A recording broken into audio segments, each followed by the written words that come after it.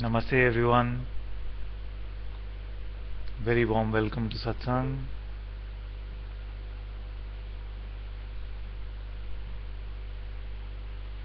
Moji ji ki jai.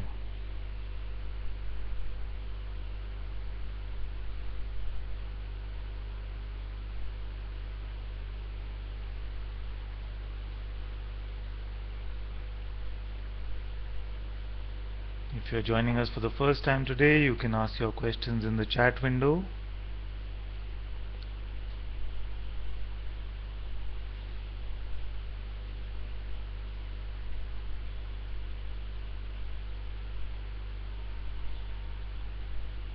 All of you can ask your questions in the chat window, not just the ones who are joining for the first time.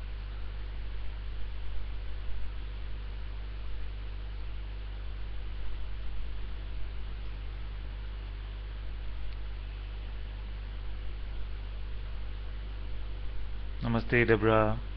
Namaste Neil. So Debra, you stayed up today, huh? 1:30 a.m.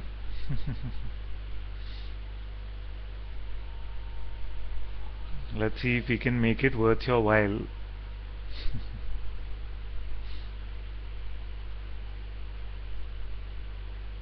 Namaste Suresh. Namaste Dee. Namaste Wendy.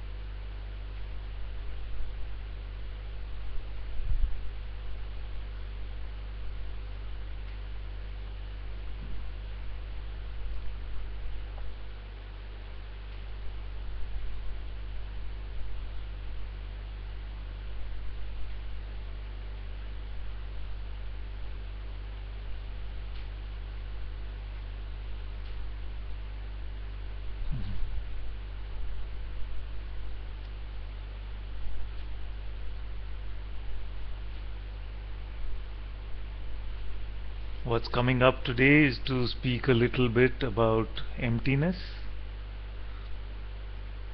All of us have heard this term before, but for some of us it is a little bit confusing, isn't it? Emptiness. So let's see if today we can explore this experientially and find out what it means to be completely empty.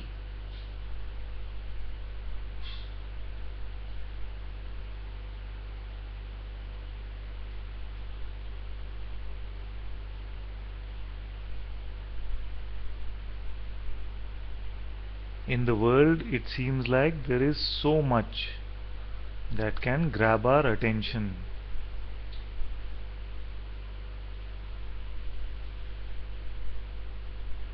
So for a few minutes, can we be just empty of everything that exists in the world? Forget about all of it. It does not exist. Be completely empty of the world.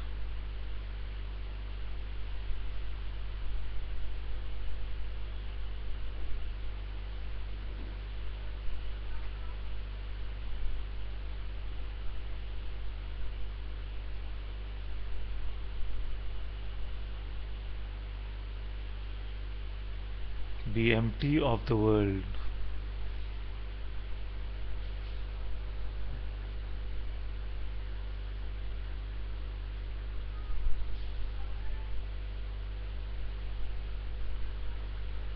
Then, inside us also, there seems to be so much that can go on. There can be thoughts, there can be emotions, there can be feelings, there can be memories, there can be so much going on.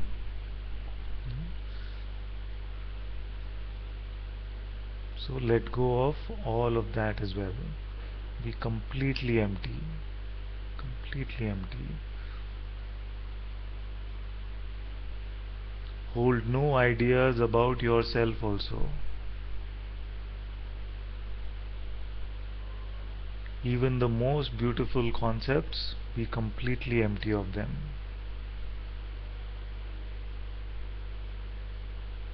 All our beliefs about right and wrong, good and bad,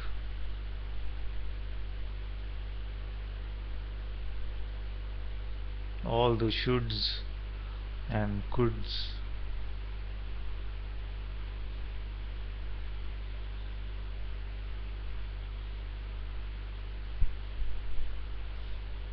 be completely empty of everything outside and inside.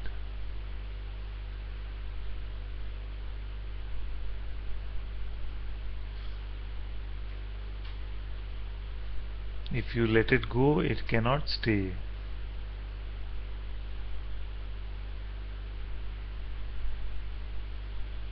Be completely open for everything to go.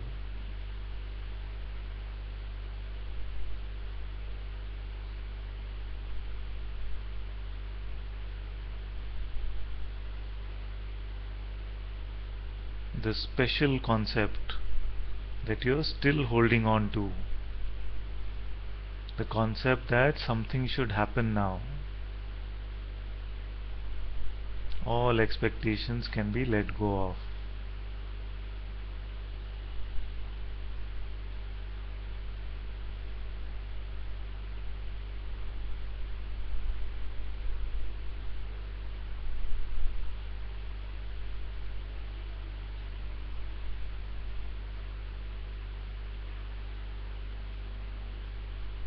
And when we are empty of all of this, only God remains, only the presence remains.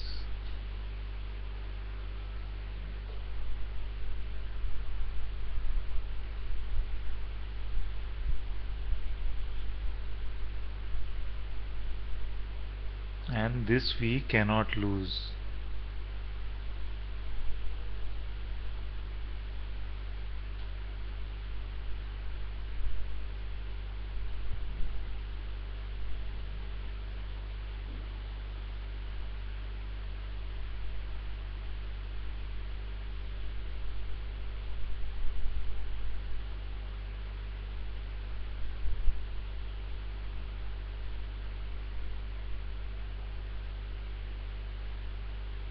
In our emptiness, we discover this fullness which is without any need.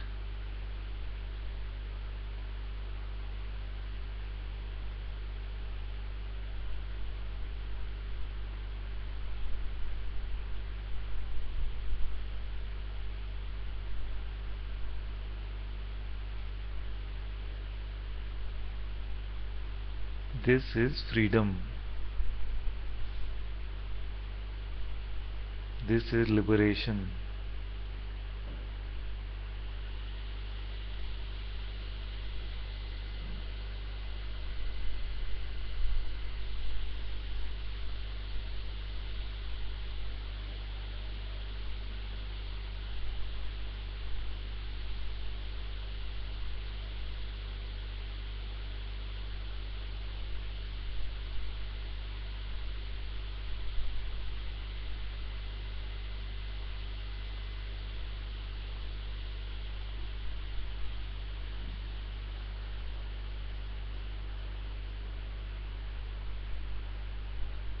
Om Shanti, Shanti, Shanti.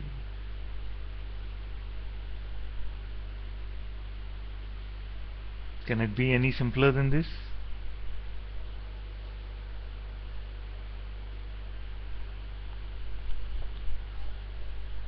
And we have a practical question from Ustreamer 500. He says, why does the video come with so many breaks? How can I fix it? We can download something called the ad blocker. Maybe somebody on the chat can give you some more details, but once you have the ad blocker, then you will not have so many breaks.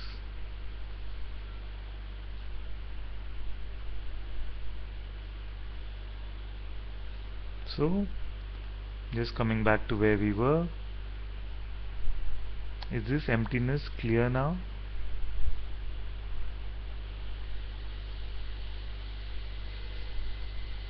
This is what satsang is about.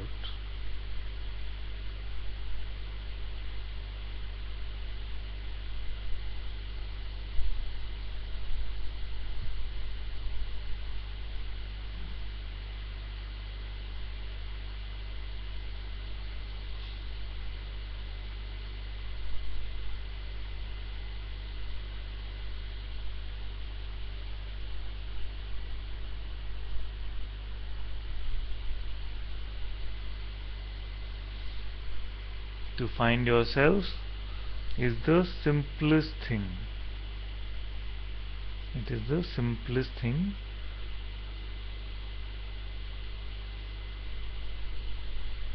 That is why to the mind it seems like it is the most difficult.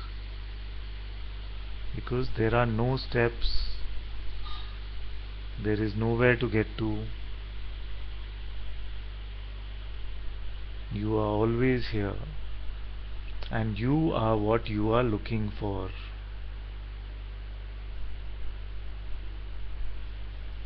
You have always been that.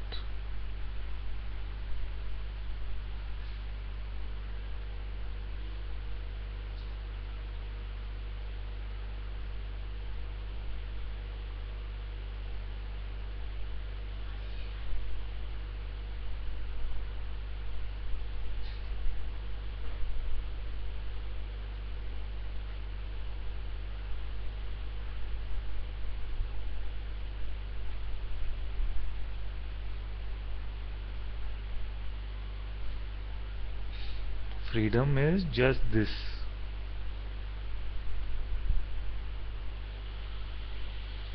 Don't go with your mind's version of freedom. Your mind's version of freedom is just another experience.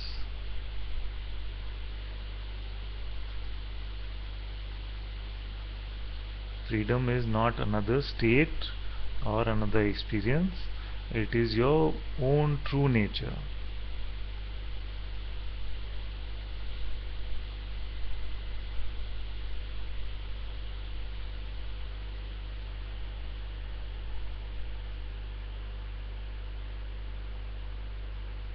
For our entire life, we've been trying to fulfill our mind's version of what this life should be. And now, don't try to fulfill the mind's version of what freedom is.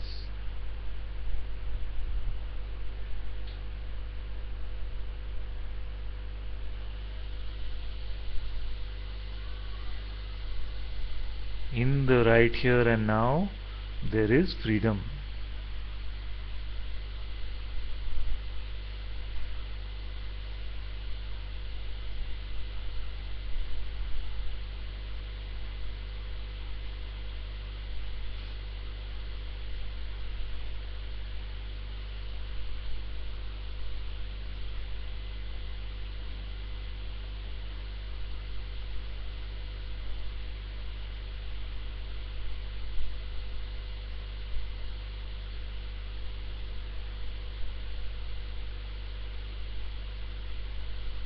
What can bother you now?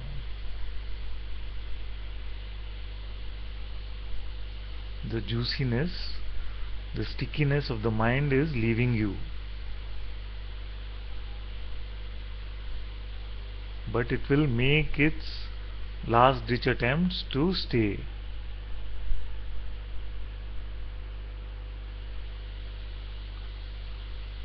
Don't be its ally in this last ditch attempt. Let it say whatever it wants. You stay with me.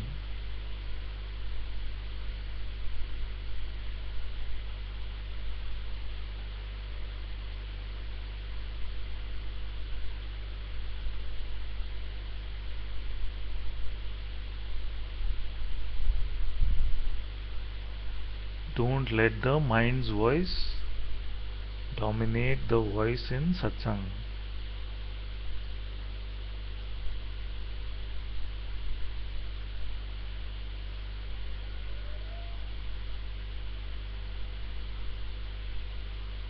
Everything is already done for you.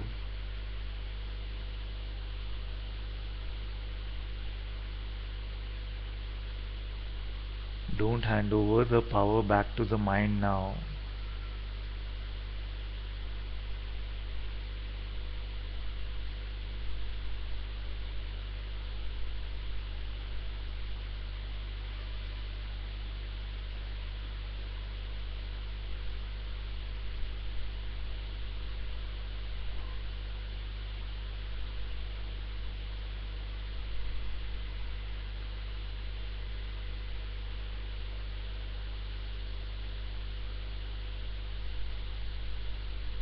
Be completely empty of all things. Let everything appear and disappear. You don't cling to anything at all.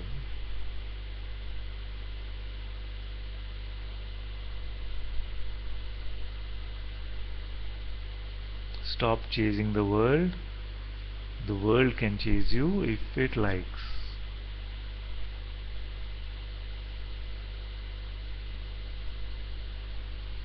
Stop chasing freedom. Stop chasing love. Stop chasing peace. Stop chasing joy. Because all of them are here right now. In your chasing of them, you miss them.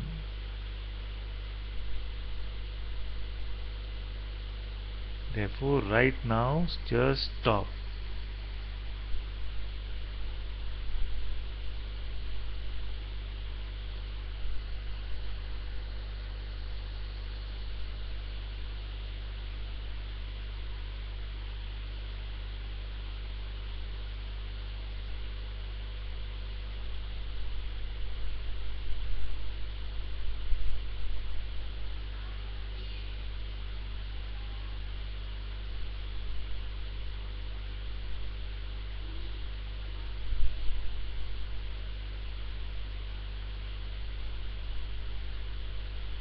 Jokingly, my master says, you have fired this mind now, but it keeps reporting back for work. Don't let him in now. Disregard all its offers. It is offering to work for free, it is offering to work as your servant, it is making all kinds of deals. Just disregard all of them and you be completely free from this infection. He also says, don't have an affection for the infection. So don't have an affection for the ego. Don't have an affection for the voice that convinces you that you are separate, that you are an individual entity.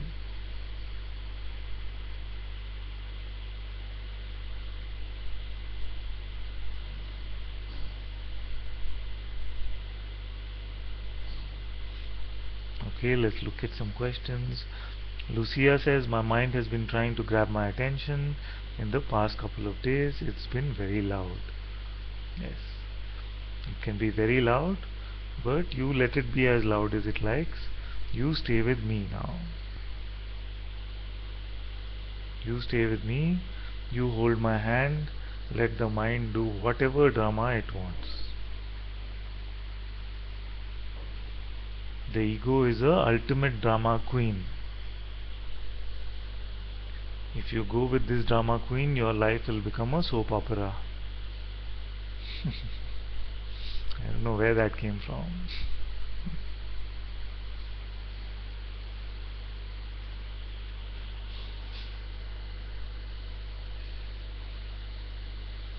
It's nice, no? If you go with this drama queen, then your life will become a soap opera.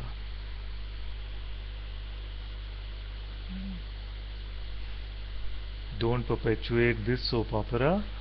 You let go of the drama queen in your head.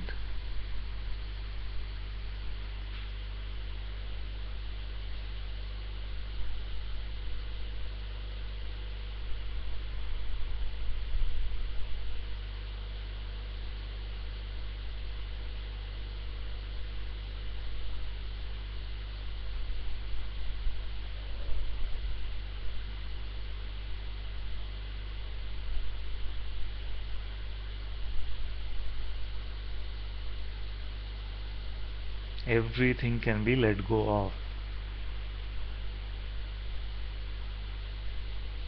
There is nothing that can cling to you without your permission. It can try over and over again. It can try over and over again, but unless you give it permission, it cannot cling to you. You give it permission by your own belief. Withdraw your belief, and then you will be able to withdraw your attention as well.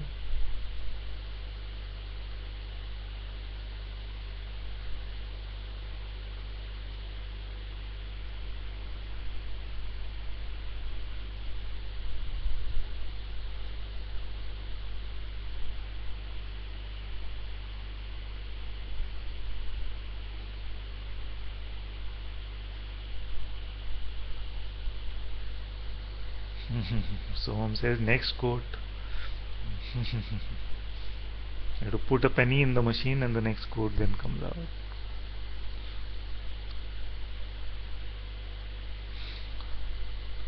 Lucia says, yes, this has become so clear this morning. Very good. And we have a question from Cornelia. She says, how do I manage my teenage boy who is subject to many temptations? Yes.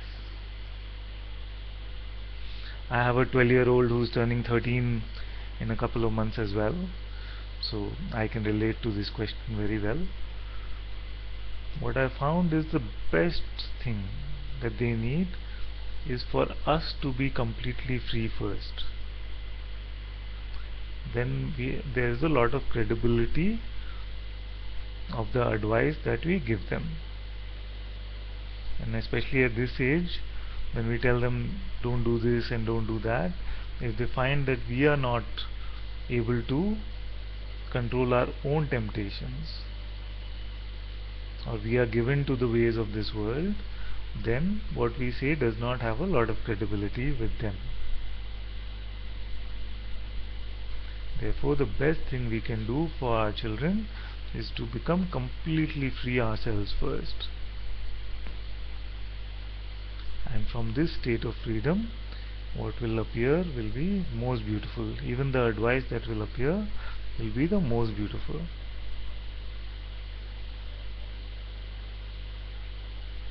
So find our own freedom first.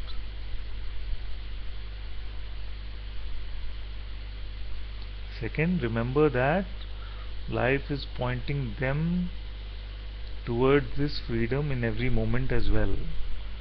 Whatever they have to go through, they will go through it, and it is ultimately all grace, and it will point them to their own freedom.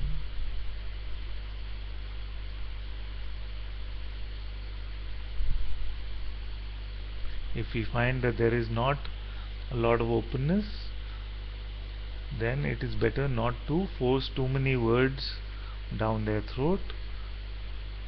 Just be the change that you want to see in them. Be the change yourself first. And when they find that the ways of the world do not work and they only lead to suffering, they know who to come to for advice.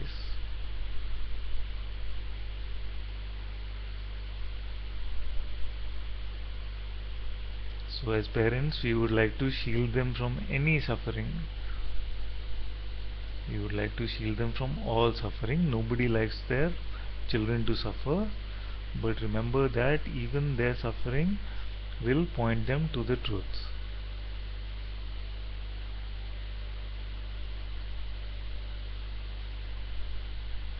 But if we are free, then we are the pure presence in their life which automatically blesses them even without the need for words.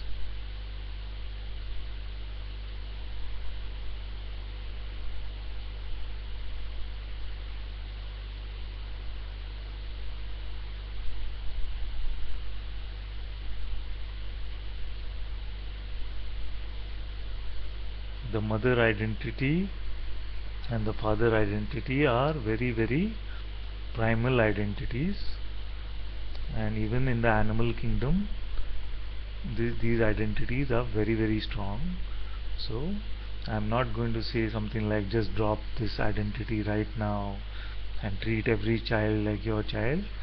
That is something which can come on its own if it does, but I'm not saying you need to get rid of anything. Just let go of your thoughts in the present moment and let grace flow through you in your interactions. The self knows very well how to deal with all situations and all relationships. So just lose the personal doership and let God do His work.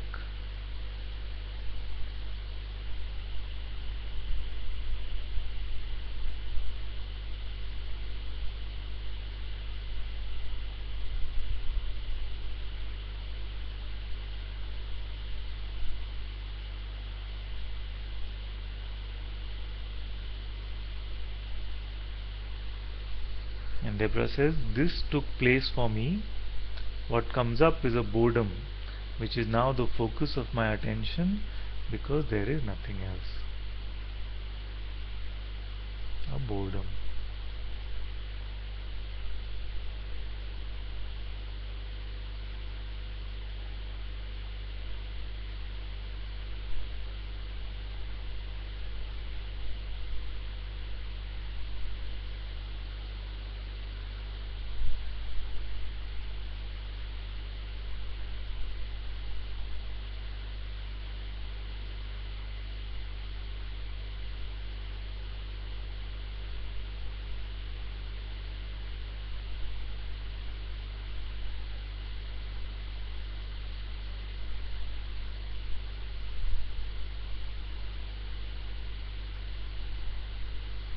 I am trying to examine whether there can be a boredom without a belief in a thought.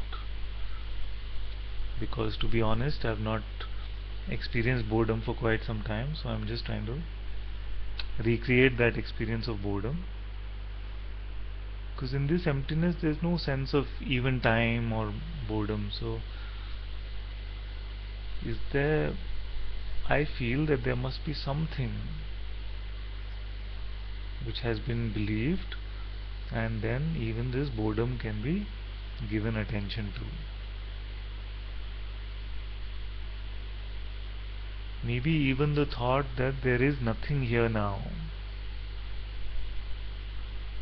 Even these thoughts can be let go of. Any thought, any energy construct which is appearing for your attention can be let go of. We can play with this for a while and see if boredom can actually arise without belief in any thought. You can look at this, this is very interesting.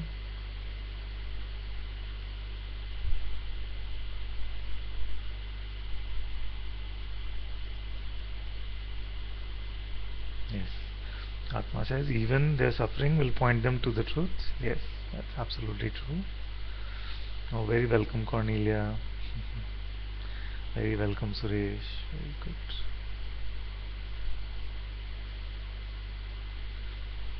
And Deborah is saying, I am definitely not believing the mind about this. I can see past this. Very good, very good. I did struggle for a while, but then you and the Sangha came into the picture. Yes. When the earnestness and the only thing we want is our own complete freedom, then automatically the path opens its way. The path is shown. Earnestness never fails. Genuineness, integrity and honesty on the path never fail.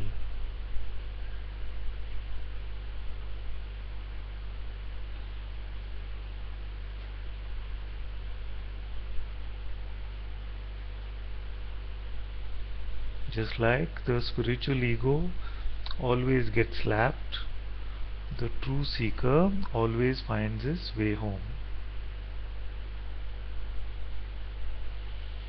He realizes that he never left.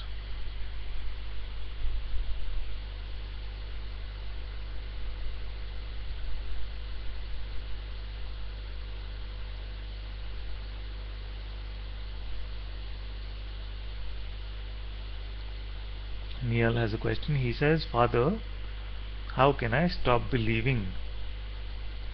I don't seem to start believing in the first place. It seems automatic, out of my control. Yes, it seems automatic, out of our control, but it comes from our identity as a person.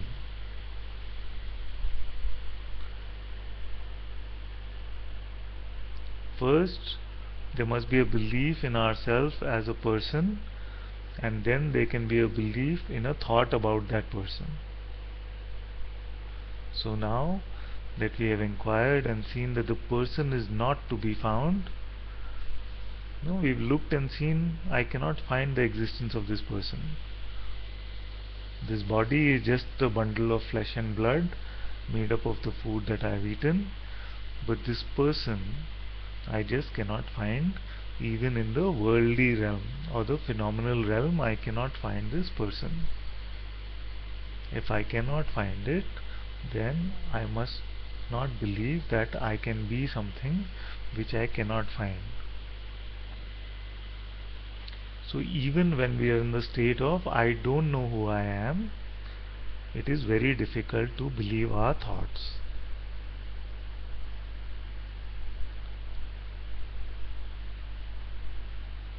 So even the I don't know stage is the most auspicious.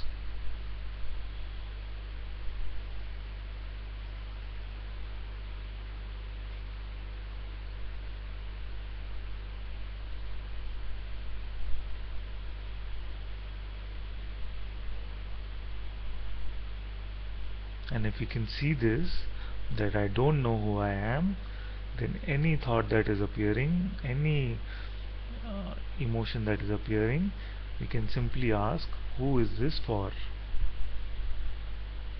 Who are you speaking to?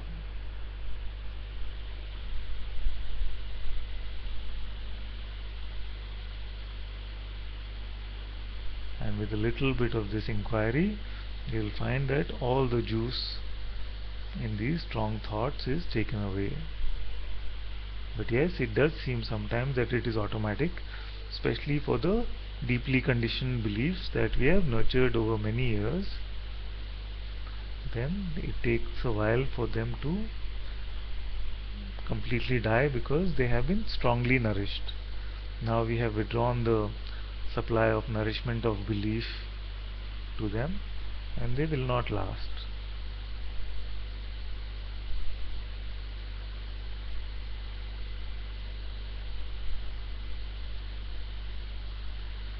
Somewhere there is a fear of being empty, of this emptiness. It seems like it's a little uncomfortable, and that is why it seems like we want to hang on to even these thoughts which could be dark in nature or negative in nature. Even that seems more stable than to let go of everything at all. That is why initially we'll cling to even these.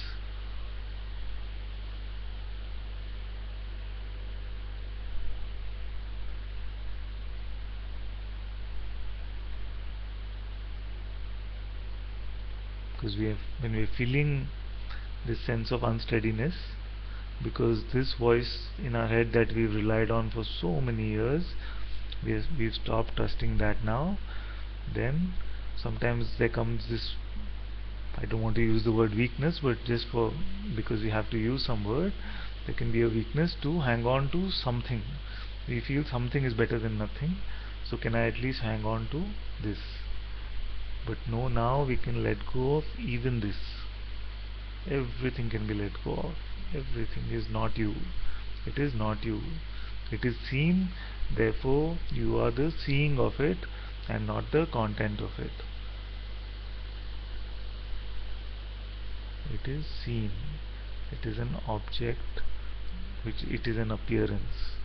It is always in front of you. It is not you.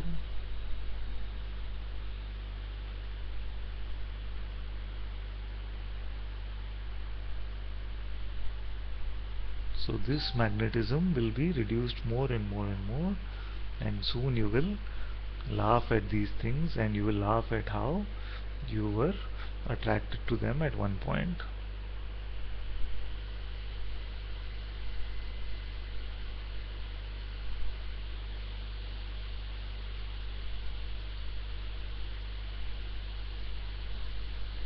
So the way forward for me, he asks, so the way forward for me is to keep looking at who it is that's believing rather than trying to stop believing. So if you were to get rid of the way, if there was no way forward, no way back, all there was here now, then what remains? Nothing to do at all. Nowhere to go, nothing to find, no self-realization, no freedom, no liberation, nothing.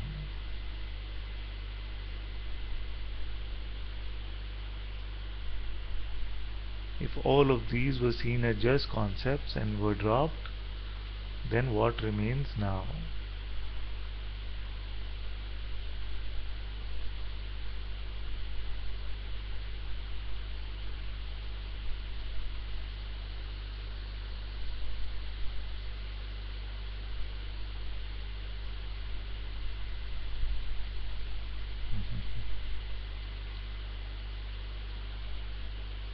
All of us can know this.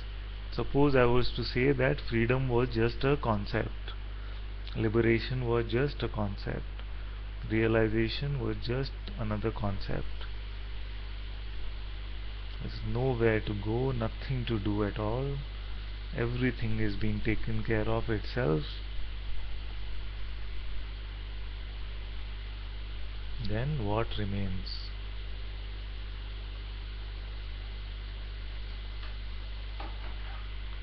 If we let everything run on its own, then what do we need to do? The one that is running this world does not need our intervention in anything. He is running this body, he is running these words, he is running the entire universe. The person's intervention is just not required in anything at all.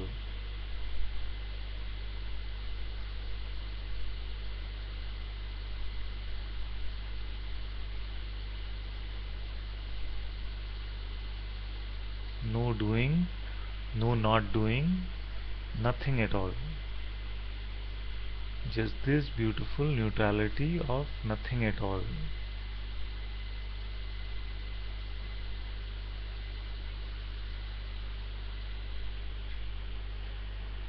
This is what is meant by letting go. It is not my business anymore. Anything the mind is trying to tell you, just say it is my guru's problem now. It is not my business anymore. That is what is meant by surrender to the guru. It is not surrender to the guru to just say the words that I surrender and then continue to want to run your life. That is a momentary surrender. True surrender means I surrender to you, the Sadguru, and my life is your problem now. Run it the way you want. All experiences are yours, all doing is yours. It said in our scriptures that Tvam Karta, Tvam Bhokta. That means you are the doer and you are the experiencer. Not half-half. Not half-half, not a variation of this. Complete surrender. You are the doer and you are the experiencer.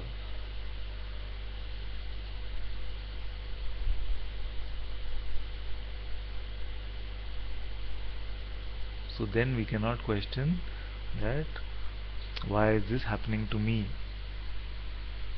I surrender to you, but please tell me why this is happening to me. Then that is not surrender. Even the experiencer must be surrendered.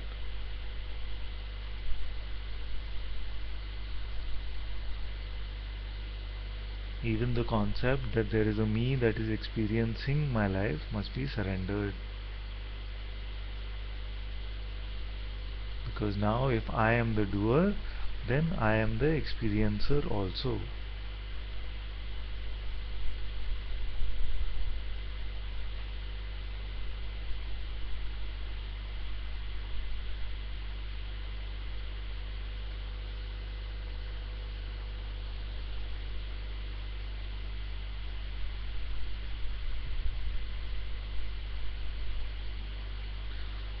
Wendy has a good question. She says, Ananta, given that watching thoughts and beliefs, imagination, is all that constitutes an imaginary person, why do you call it snake, an infection? These words make nothing but thought something. Sometimes these words are used in this way here because to counter the affection that we have for this. So there's a affection, there's a belief in this person, and we've adored it and nurtured it for so many years.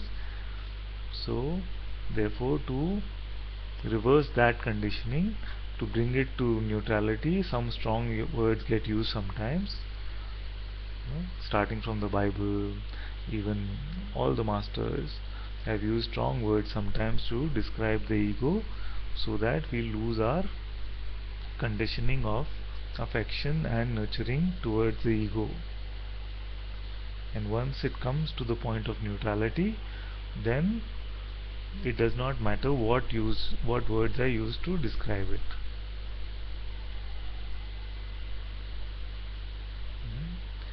These words will not have any residue if you're clear that it is nothing. So it's like somebody shouting at the sky and using all the abusive language at the sky. Does the sky get affected by this language? But if there's still something juicy there, then these words can seem to affect it. So it's good that it is coming up now, so that it can be let go of. You can call the nothingness all that you want. If there is truly nothingness there, then nothing will react to it.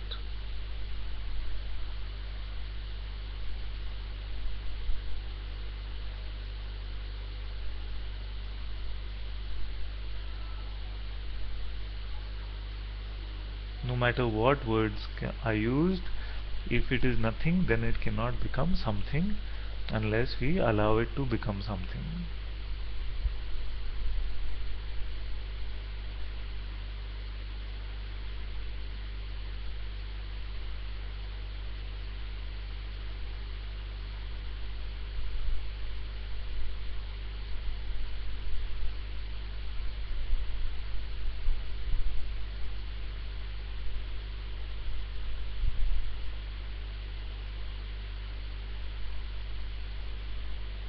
Yes?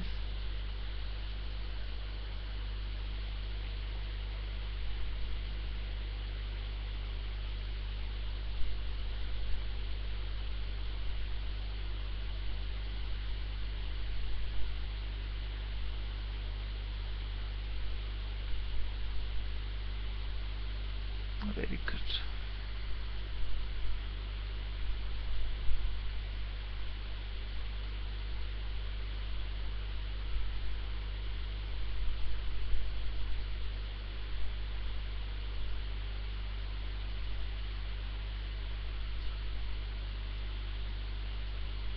We will always find in satsang, some things will always come up that seem to bother us.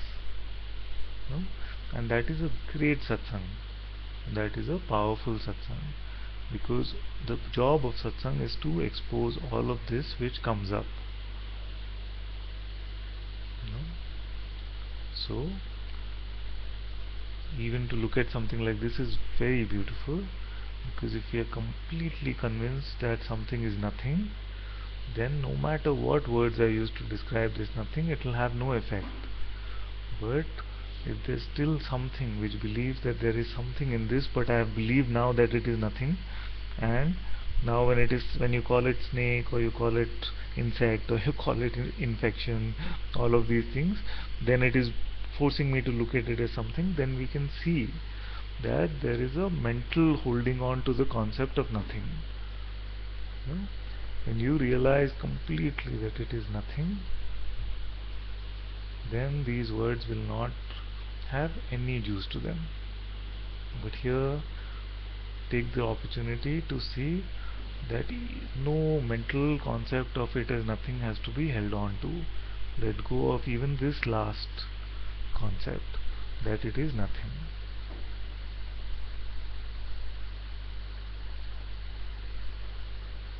And then what remains will be the true nothingness. The true emptiness will remain. Freedom does not need any idea or concept to reinforce itself. All that is happening in satsang is what conditioning was there is being deconditioned. So just like thorns, like Bhagavan said, we use thorns to get rid of thorns and then throw away these thorns as well. Not even the words of satsang are required to be kept now.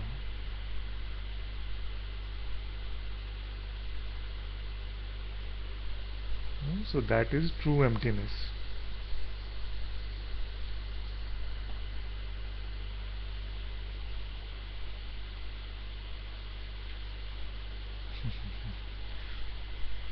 So she says, Wendy says, but if we trust you, then what you say will be taken to heart. Yes. And I cannot take these words to heart, although you I do trust. So, thank you so much for speaking of it. Yes. There are some words even in satsang which you will just let go of. No? So there are some beings who need to hear this, that the ego is a snake, it is an insect, it is an infection. It has a strong explosive effect for all of us because we have nurtured this. No? So, but for others it will just pass. It will just pass. No? So eventually all that will remain is the presence itself. No words are the truths. In no words is the truth to be found.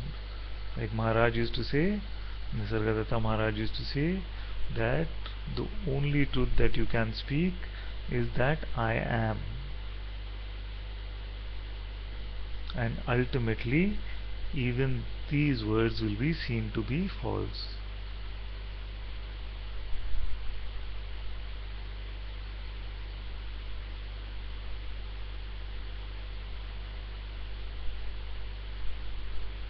So all words at best are just pointing to the own self, pointing to your own self. You don't have to make tattoos of any words that I say. It is pointing you to the truth, it is not the truth itself. And that is why there is complete freedom here to use whatever words appear.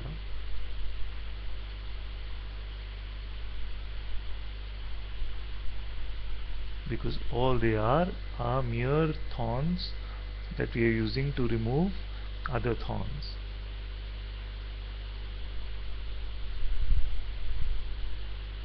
They are like small sticks of dynamite that we are using to explode the ego.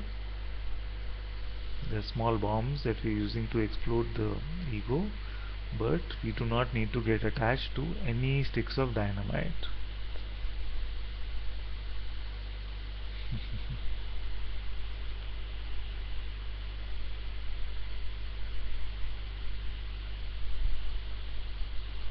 Yes, happy to surrender to Guru. Sadguru doesn't mean the concepts need to be taken. Yes. So we'll drop it. Yes.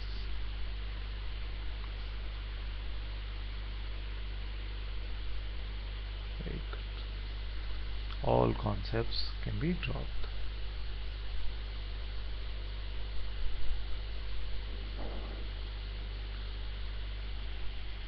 And Niyal is saying something in me seems to be having a tantrum and kicking up a storm. Let me slow it down. Something in me seems to be having a tantrum and kicking up a storm. I give it to you, Master. Yes. Because it is not you that is having this tantrum and kicking up the storm. This is reminding me of the scene from the movie Revolver. I don't know whether you've seen the elevator scene, but maybe I can share it with you separately after this, where when the ego is put in the hot seat like this and it's losing its power, it tries hard to kick up a storm, it throws a big tantrum. So let it do whatever it wants, you stay with me. You don't say that that is me. Yes, so beautifully you're already saying that something in me is doing this. It is not me. No, it is just arising like this. So don't let it convince you that it is you. And in that way it cannot touch you no matter how much of a fuss it is kicking up.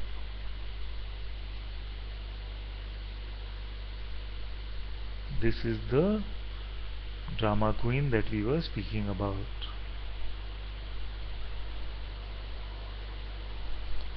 So let the drama go on in this way. You don't join the cast. You stay as the audience itself. You stay as the watching itself.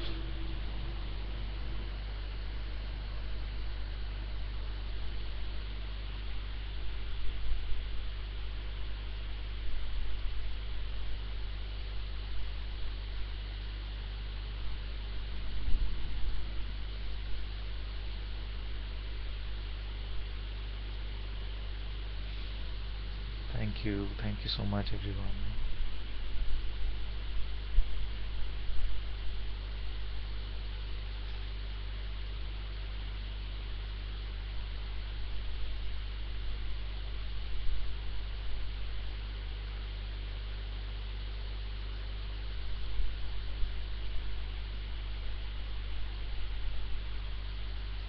May you always be in this freedom.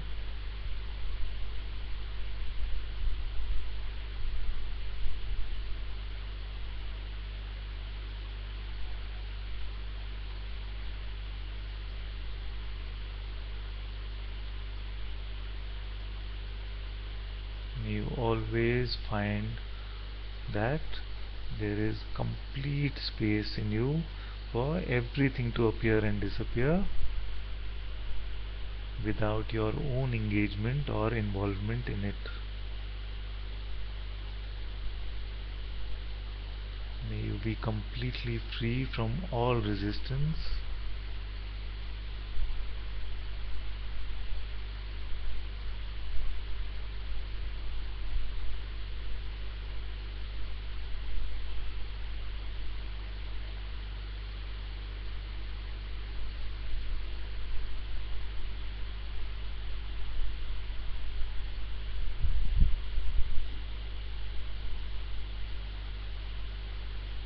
So much love for all of you. We are one heart,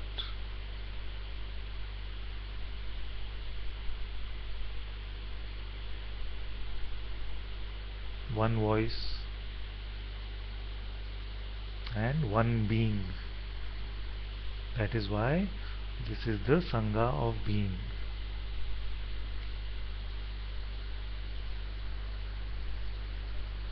There are no teachers or followers here.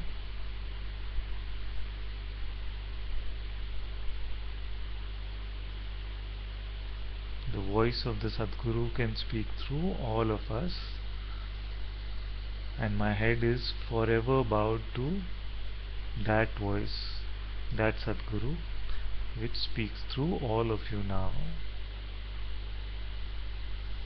There is no separation. We are all one.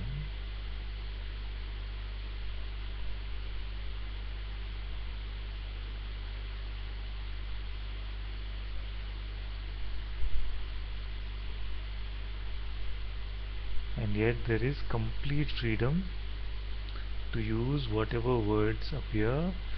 So when I say I love you, does not mean that there is a separation. It's just a beautiful expression which arises. So don't be worried about the words which appear. It is where they are coming from which is important. I love you all so very much. Thank you all for joining us in Satsang today. Muji ji ki jai.